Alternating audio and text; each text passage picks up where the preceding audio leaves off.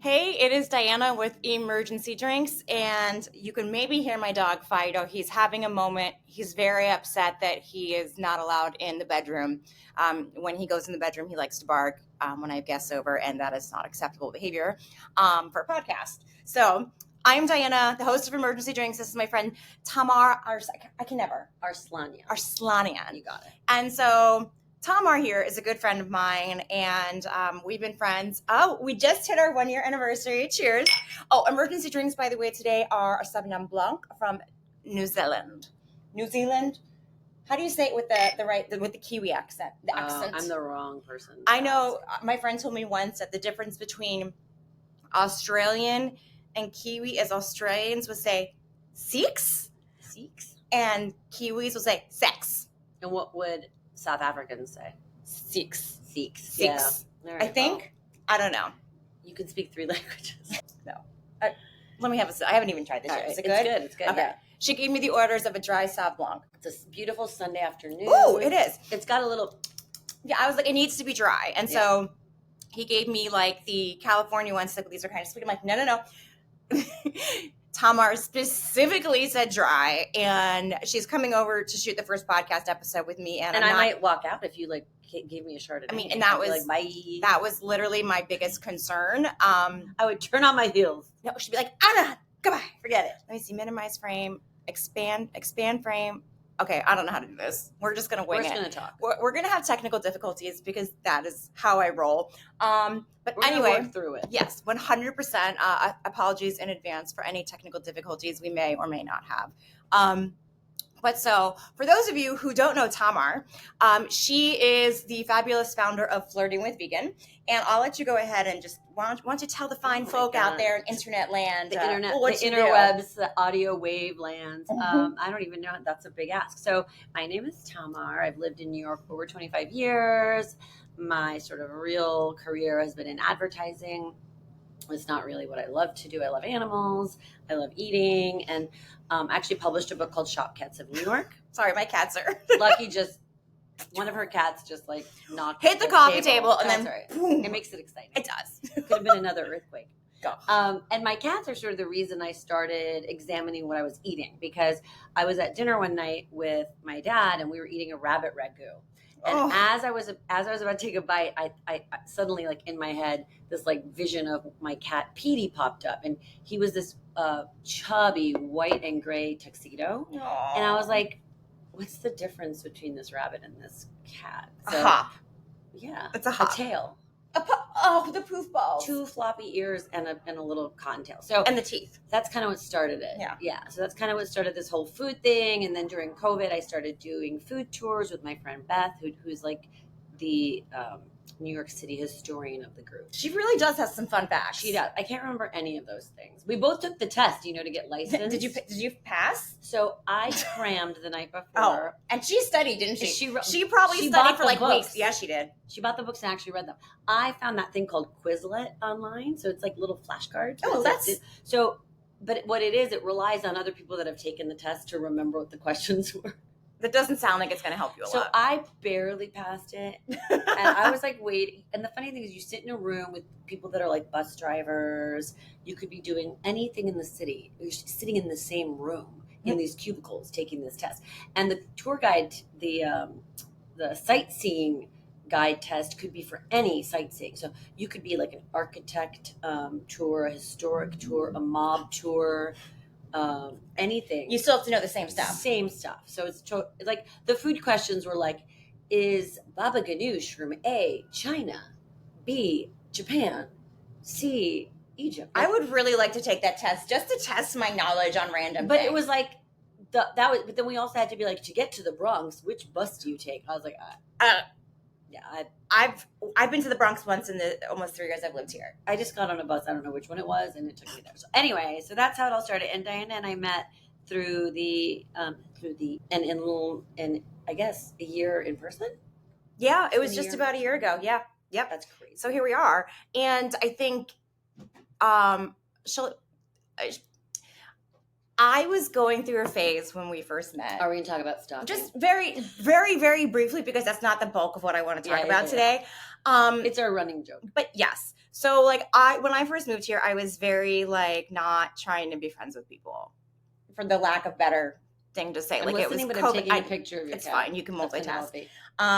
So it was COVID times, and I had a lot of COVID anxiety, and I just didn't want to be around people I didn't know, and I didn't want to be like, I'm a little, did you test? Have you masked? Like, I just didn't want to be that person with a stranger and like be vulnerable like that. And so she kept trying to hang out with me, and I kept saying no.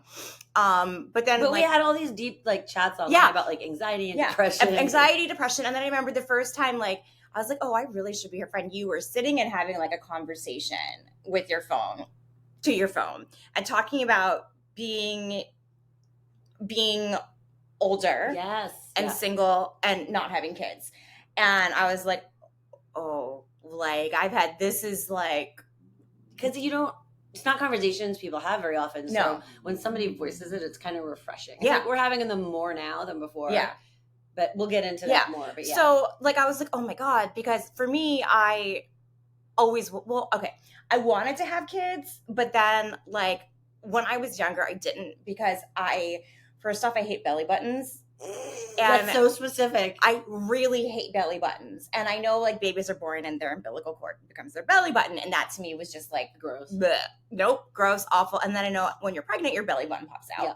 So that was a no. And then I also knew you had to get an IV and you had to get blood work done. And when I was a kid, there were a lot of barriers. Yeah. When I was a kid, needles, like I literally would have to get chased around a doctor's office. Which is office. ironic. I know. I am tattooed. Yeah. It came later in my adult life. Yeah. But like, yeah, I just never wanted. I was like, no. But then like once I hit like high school and like I met boys, I was like, oh, I could totally have kids. Yeah. And then like when I was like in my early 20s, I was dating someone. I'm like, oh, I want to have his kid. Oh my God.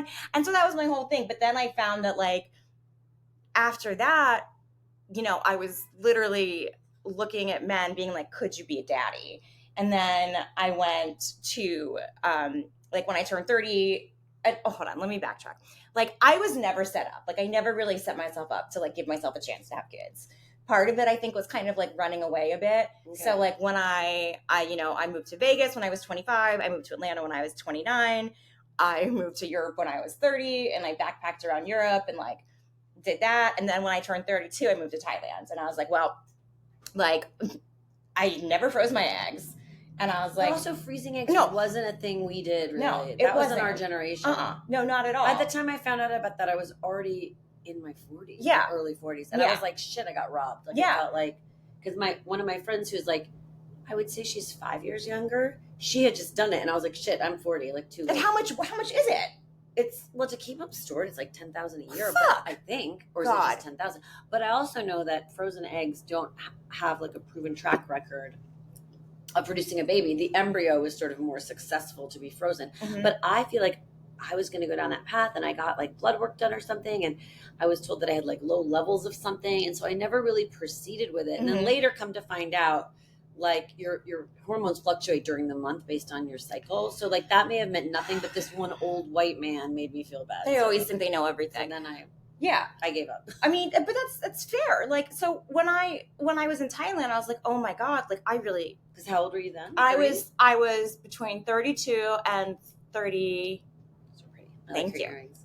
32 and 36, just about. So like I didn't move back to the States till I was in my later 30s. And I remember I was dating a guy when I was like 37, I think, and I knew he didn't want kids. And I was telling my friend, I'm like, this is it. Like if things don't work out with this guy, like, or if things work out with this guy, either way, like I don't think I'm having kids. But like up until that point, like I was literally looking at every single man I would meet and be like, could you be a dad? Like that's the first thing I thought was like, could I have a child with you? And it was just this pressure I put on myself. And then like this grief when I was like, okay, well, when did it hit you when you were like, I'm not going to have kids? Like, what was that moment of realization? I still don't know that it's actually hit me, but like when I was getting ready for this podcast today, like I was doing a bit of research. But before we get into that, when did you realize that? So I always wanted kids, and I thought that I always loved babysitting. I loved kids. And I was like, my life goal was literally get married and have kids. Yeah. And the career kind of happened as I was like biding time. Yeah. Because I was like, oh shit, I need to pay the rent. So I always get upset when people are like, oh, she prioritized her career. And I'm like, no, I didn't. It's not like people were breaking the door down. And I was like, no, I must be an advertising executive. Yeah. Oh my God, it please. It wasn't like that at all. Yeah. So it was interesting because I remember I was in my 30s about to turn 40, and there was this woman at work who had just gotten married. So I was like, oh, it could still happen, right? And I cried a lot about it, but it hit me when I went through menopause. I guess I'm still going through menopause. So after my period stopped for a year, I was probably 47, and like no brainer that you're not going to have a kid at that point. Yeah. But it was real. And like all of a sudden it was like my biology, everything had made the decision. There was like, that was it. Yeah. And it was like, I should have known before, but that's like really when it hit me. Yeah. I'm waiting for that moment. Cause like it's hit me, but it's only hit me in like the positive sense where it's like suddenly, you know, I'm free. Like I'm not looking at when I go on dates, I'm not looking at could this guy be a good dad? I'm looking at is this dude a dick or not? Right. You know, like, you know, I suddenly have a lot more like value.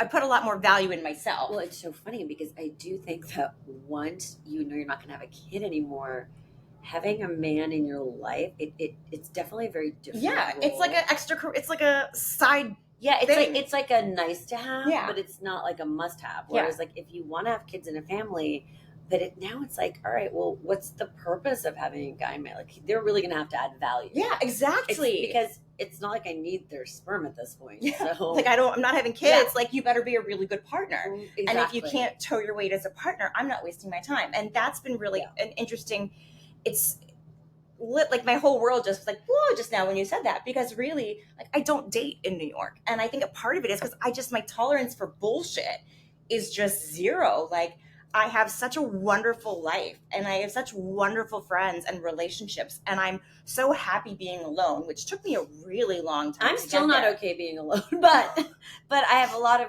good friends. So I feel like that. And I have a PLP, which we'll talk about. Yeah. A platonic life partner. Yeah. We'll get into that. It sets you, but like there is a certain freedom and just a certain, your tolerance is just so different. Because I mean, in my 30s, I think I spent the time I was in Thailand, I was in love with my best friend. And so like, and he would look at me and he'd be like holding this kid and he'd be like, I can't wait to have kids. No, he would never say that, but he's like, I just can't wait to have kids. And I'm like, and you're like, and my ovaries are like, oh my God, me too. And I'm like, Diana, he doesn't want to be with you. But like in my head, I was like, he's I'm gonna have kids with this guy. Like this is, you know, and I remember we went on vacation together and he asked me one day, he was like, you know, if you want to have kids, like I'll have kids with you.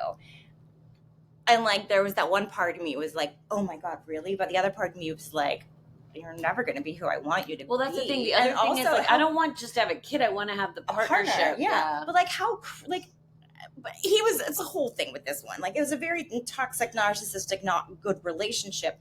But like that I think is just one of like the cruelest things I think you can say to somebody too. It's like, well, you know, if it doesn't work out, I'll have kids with you. You know, I'll throw you a bone and, you know, well, I'll be the kid's dad. And I'm like, you know, I'm in love with you, dude. Like, you're right. Why would you say that? Yeah. It's like, it's just not nice. I also feel like, men, what was I thinking about? Oh, sorry. Men throw you a bone. I forgot. It's okay. Well, I actually have some stats I wanted to read. Okay. Because I feel like, you do. Yes, I do. Because I wanted to like come prepared. So like I was doing some research and I'm just going to read some of these to you and we can pick what we want to talk about. Okay.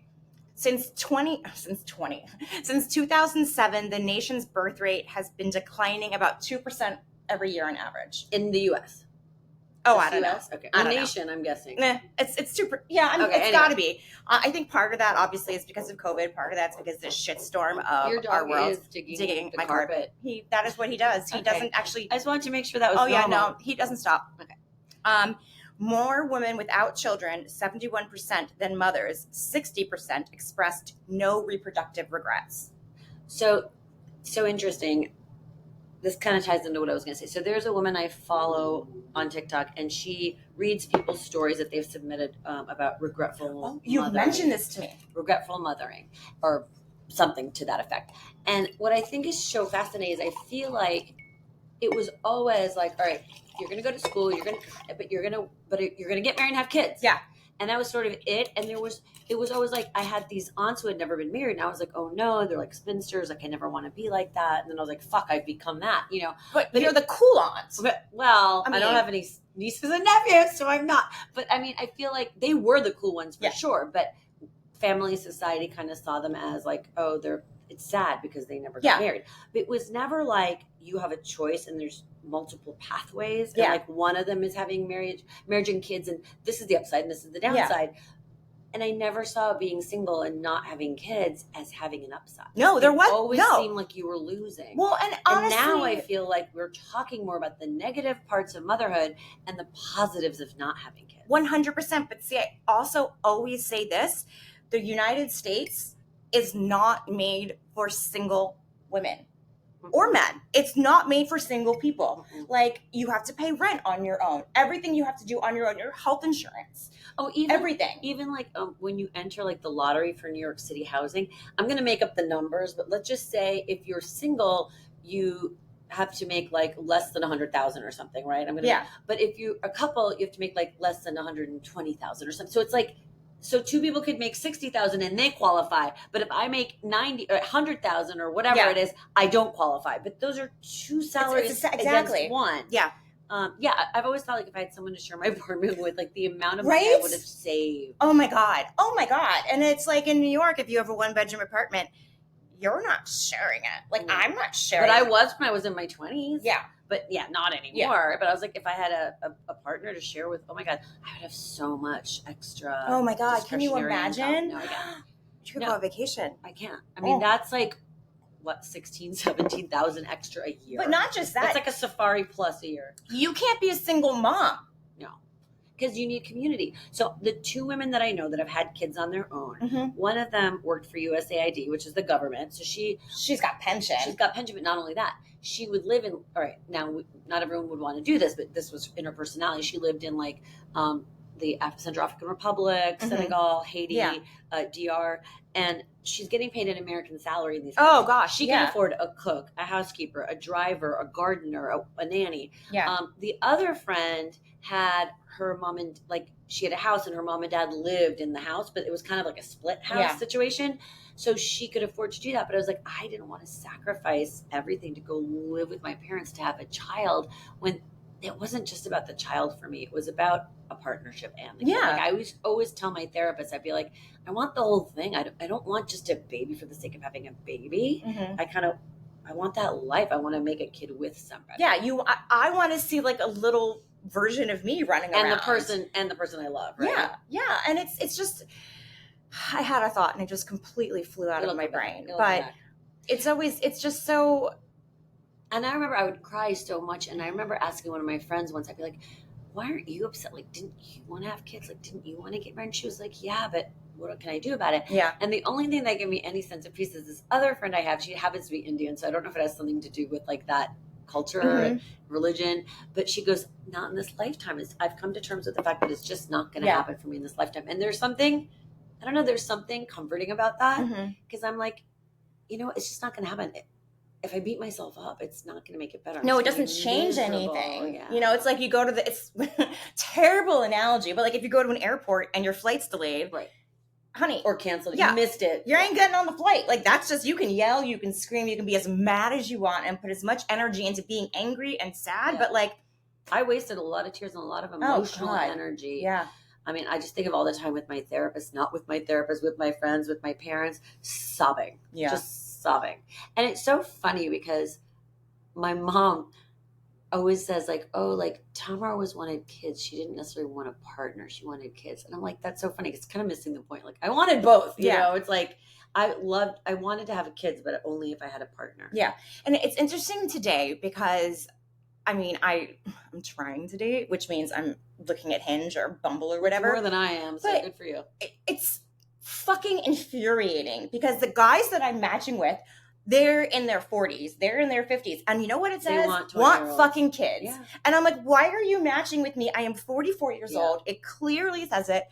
And I say I don't want kids. But like, do you think that like I'm going to have a kid. But not just that. Fun fact, this is one of my facts because it infuriates me. You know, where is it? Look, I mean, I have She has a so lot many. of facts. As women age, so do their partners. The increased genetic mutational liability shouldered by midlife women extends to their male partners as well. Yeah. Among other maladies, the rate of schizophrenia, for example, in adult offspring of older men increases precipitously, especially when these fathers are in their late 40s, 50s, and 60s. I think autism too. Autism. A lot of things. Yeah, Down syndrome. I mean, and it's wild. Here, I'm going to read you some more fun facts. Yeah. Because these are crazy to me. Millennial women had different reasons for their reduced interest in having children. You're millennial too, right? Gen X. Oh, okay. Gen X, bye. Oh, wait, no. I'm like cusp. Are you a zillennial? No. Wait, how old are you? I'm 44. I was born October 79. No, my 80. sister's on the cusp. She was born in 76 and she's on because it's she's 79. 79 puts you millennial. Okay. But I'm like, I'm okay. barely a millennial, or 80 puts you. Anyway, is that not a zillennial?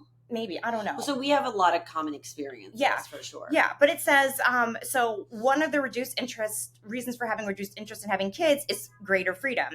They had a greater sense of choosing not to become a mother compared to the Gen Xers before them. The social pressures to become a mother were not as great as before. And, growing up, my parents, in sex ed, we're taught about nuclear family. And a nuclear family is 2.5. Yeah. And so you're just automatically, you get married, you have 2.5 kids, and that is there you go. That's what you're supposed to do. That's what you're supposed to have. Talking about nuclear family made me think, so today's Father's Day as we record this. And happy Father's Day to the fathers. Day, belated, because it's not going to be Father's Day. No, it's not. I hope you had a great Father's Day. If you are a good father. If you're not. Please don't make me spit my wine out.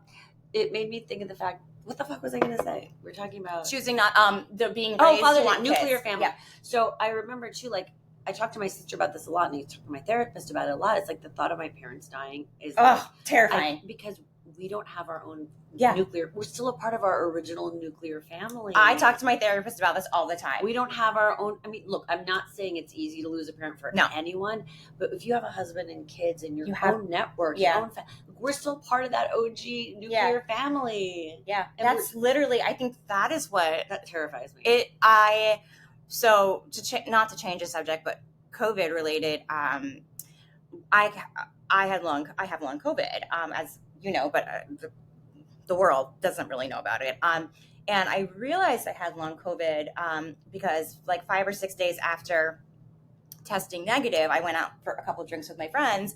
And on the way home, I was thinking about my parents dying and how I would be alone. And I started Googling assisted suicide because I'm like, well, when they die, what am I going to do? Like I'm alone. I don't have somebody. Right. And I am in therapy. I'm fine. Like I'm not suicidal anymore. But also one of the symptoms of long COVID is like severe depression. Yeah. So if you have that post-COVID, like please get it checked out. It is it's life.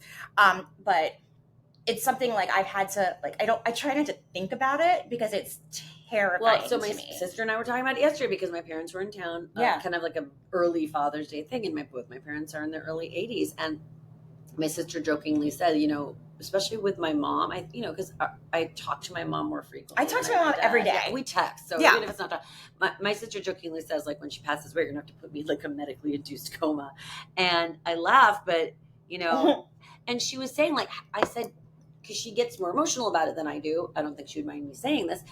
And I used to get emotional about it, but it's interesting. Like I jokingly said to her, I was like, I feel like I'm dead inside. She's like, I too want to be dead inside. I think what it is like, I've just stopped letting my mind go there. So I don't know if that's healthy or not, to be honest, but it's kind of, again, along the terms of what are you going to do about it anyway? Like, it's not going to help. Yeah. But that's also where your PLP comes in. Oh yeah, my PLP. So we had to. I saw this on TikTok, and this was like years ago. So I have this friend in my building. Her name is Beth, and she's a little older than I am, like 7 years older than I am. But she's been single for a long time as well. And we met like 10 years ago. So then during COVID, we our friendship kind of went to the next level, which was, it was more sort of like familial instead of like, let's get together once a week. It was like, what are you doing tonight? Do you want to make dinner tonight? You want to watch a movie tonight? Because we were in quarantine. Yeah, you were like each other's pod. Exactly. So then it was funny because we're super, super different. And it made me realize how couples who are really different get along. Yeah.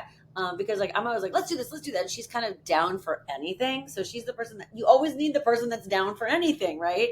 And I'm the kind of person, I've never traveled by myself, even though I'm like very extroverted. You've never traveled by yourself? I'm terrified that's of all it. I ever so do. Scared of it. So I don't like to be alone. So it's so funny. She could sit in her room and be like happy as a clam with a book forever or whatever.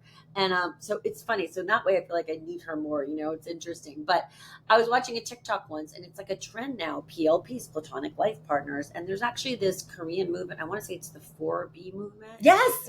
And it's the same thing. Like they're becoming celibate, and they're creating communities and families with their female friends. Like even on this TikTok I was watching, I forgot who it was, but she was like, I'm buying a house with my platonic partner. Like, yes, men are going to come and go. They can live with us. They cannot live with us. But my primary relationship is with my PLP. And it's funny because whenever I would sign my lease, renew my lease, I would be like, well, I can't leave my apartment. Beth is here. And my mom would always be like, well, she's just a friend. She might leave.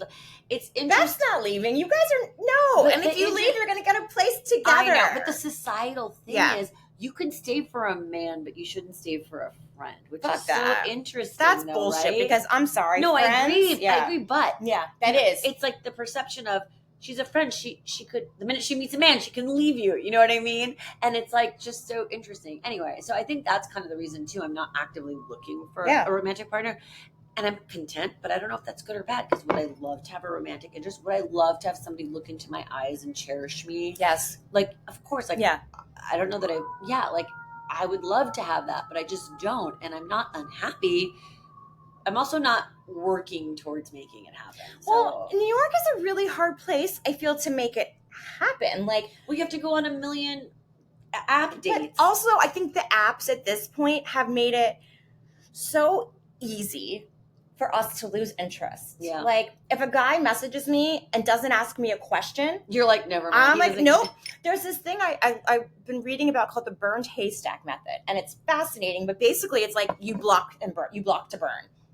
What does that mean? So it kind of is. The idea is like you're looking for a needle in a haystack. So every person that doesn't get it, they're out. Like, no second chances. So if a guy messages me and is like, WID. I'm like, you can't even speak a sentence. Burn. You're out. Like, I'm filtering you out. Or like typo, you're out. Yeah. Typo, spelling your, there.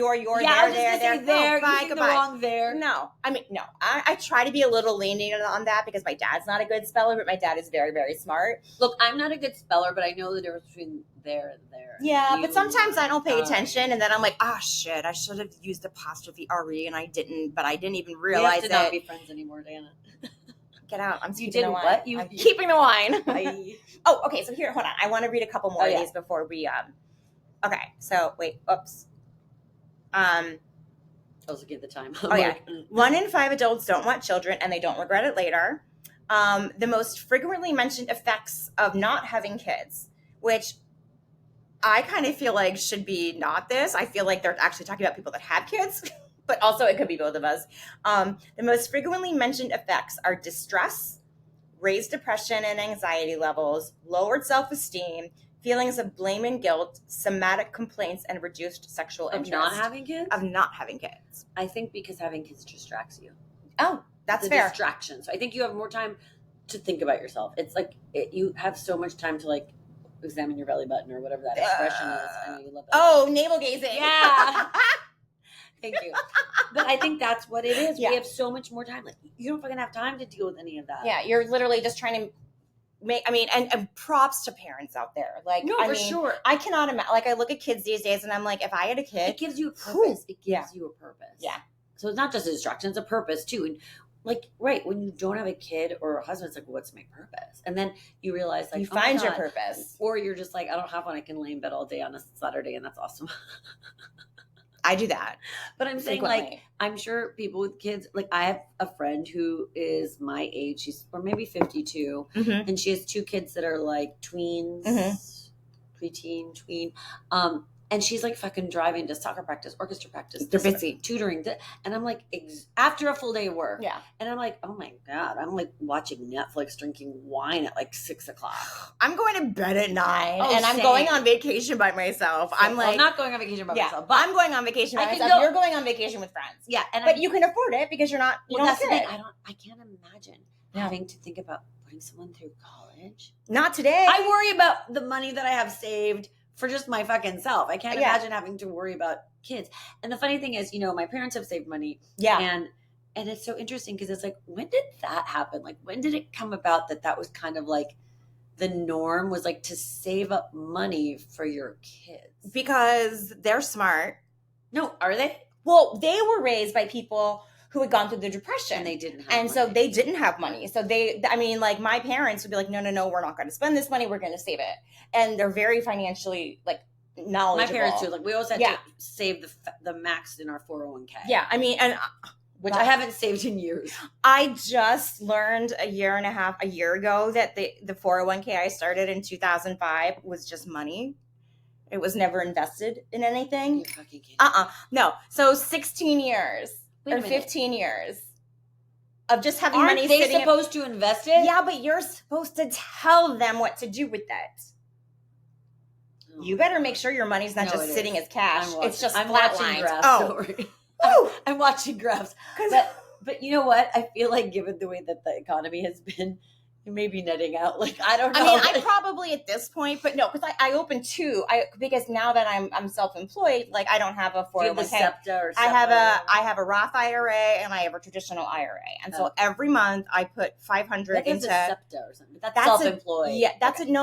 It's something. Okay. It's you don't A want me freelance talking thing. financials. Okay, anyway, let's not talk about it. But it's something that I know what it is, but I would have to like look and refresh my memory. But I don't. Yeah. Anyway, But so I haven't saved in like 6 years. Well, I mean, I've been using my savings.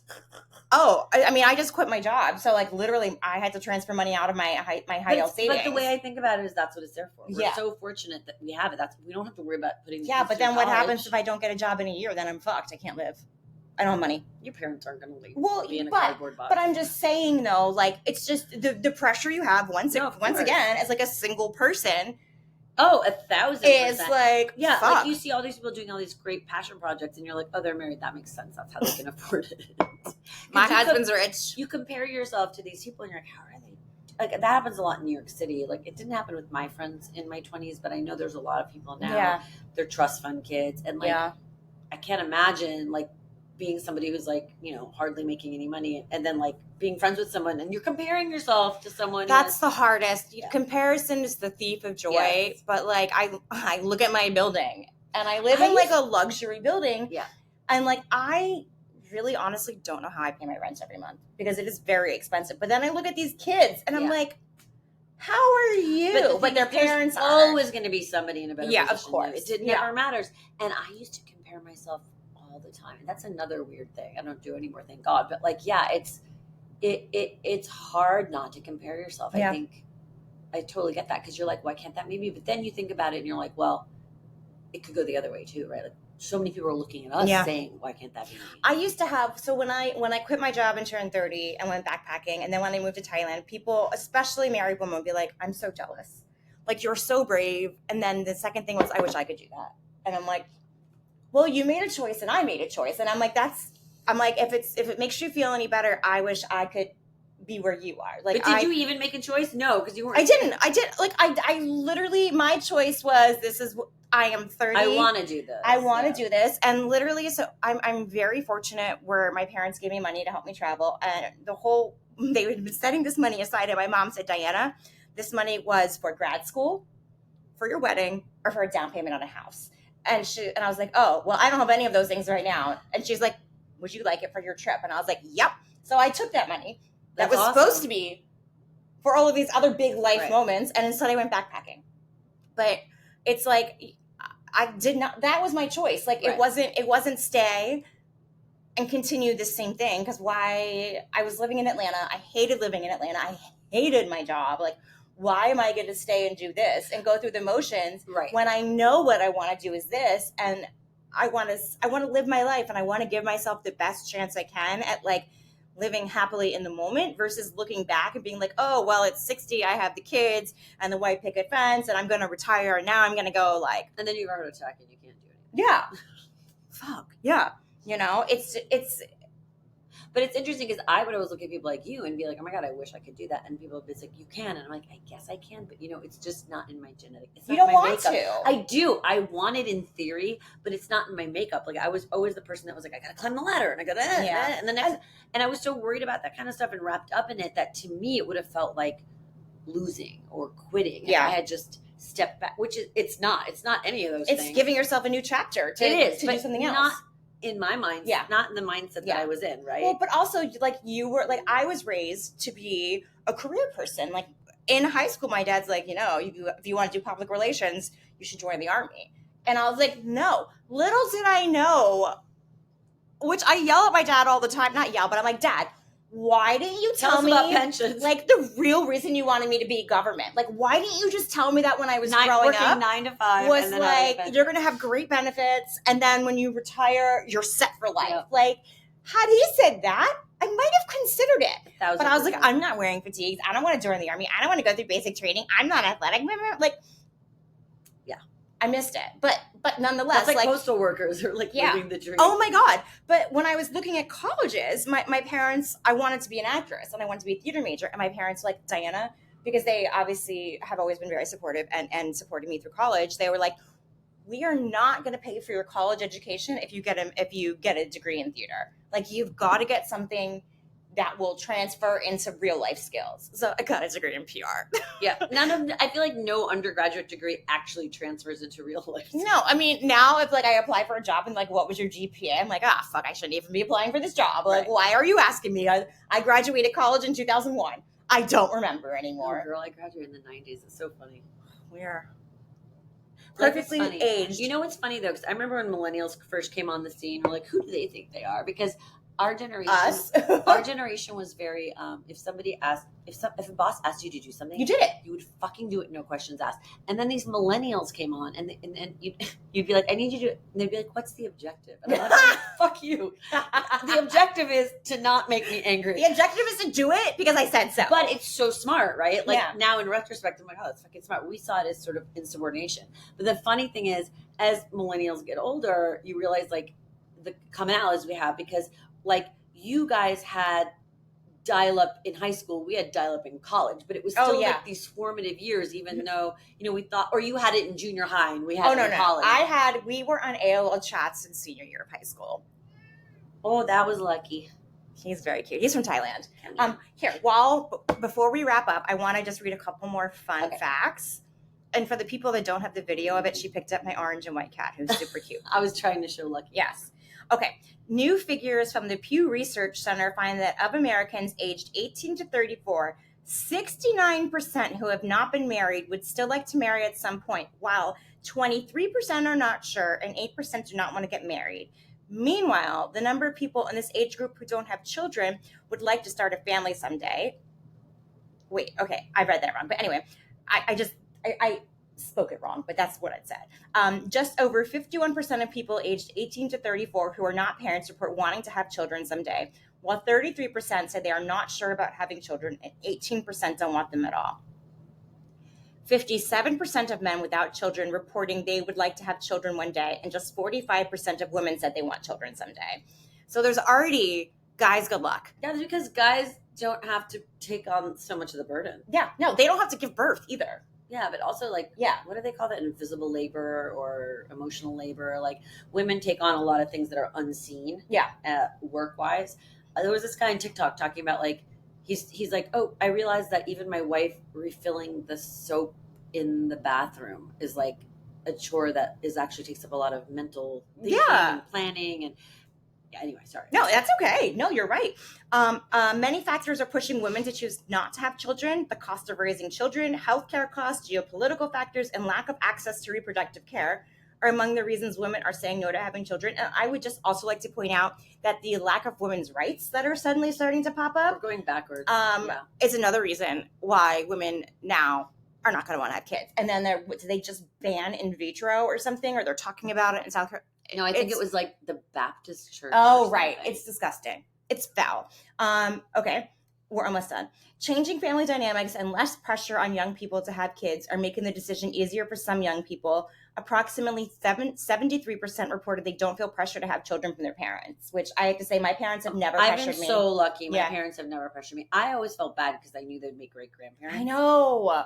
My parents actually got to be great grandparents, but my brother had a kid, and 20 years ago, almost 21 So they got to have that experience. They did. Well, I mean, it was a hard experience. Never perfect, right? No, but I remember when we found out that the mother of my brother's child, was pregnant. I was with the bad guy that I was in love with, like the only guy I've ever wanted to have kids with. And I remember I was a little drunk, and I went into his room the night I found out, crying, and I was like, I'm supposed to have the baby first. Like I was, and then mom took the name that I was going to name my kid. Oh, that's like a Seinfeld episode. Oh, I was real pissed. Okay, sorry. And then 15% said they felt some pressure from their parents, and 12% said they felt a lot of pressure.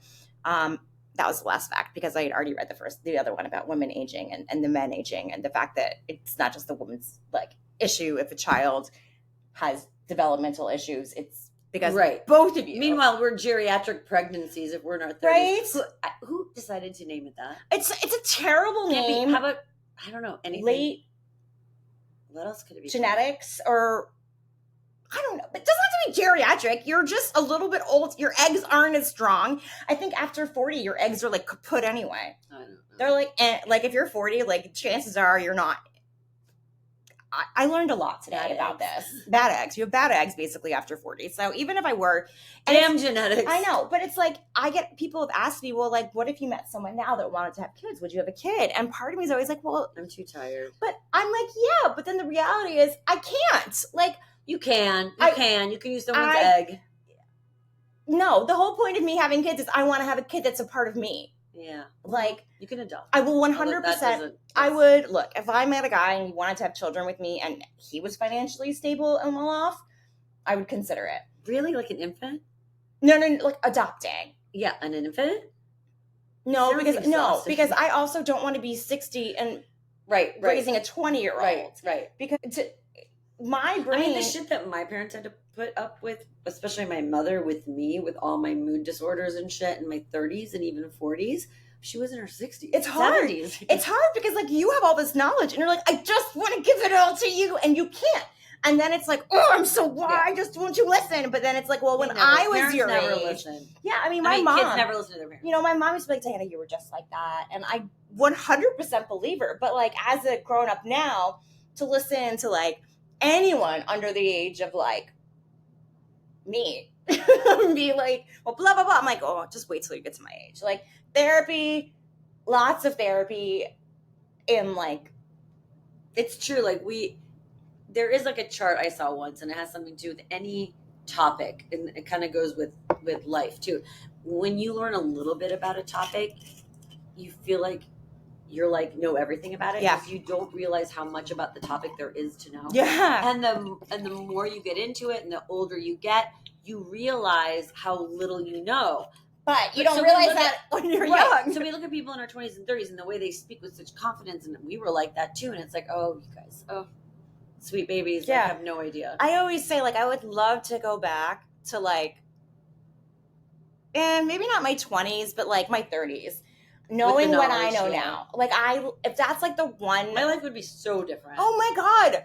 Mine, too. Like, maybe I would have kids because I would be, like, a different, like, my mentality. For a different kind of person. Yeah, like, I would look for guys that are, like, not the assholes I used to date. But, yeah. I'm getting drunk. Oh. Ha. Sorry. And on that note. We're at 44 minutes. All right. So I do have one last question. Yes. Where was your most memorable emergency drinks in your life? Oh my God. It doesn't have to be like the most memorable because that's not fair. But like, where was one place that you've had drinks where you're like, you mean like I really needed to have a drink, or I needed that bonding moment with somebody? That's really tough.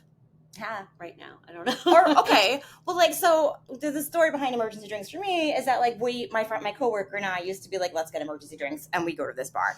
So like, if you could have emergency drinks anywhere, let's do it like that. Where would you want to have them? Bellini's at Cipriani.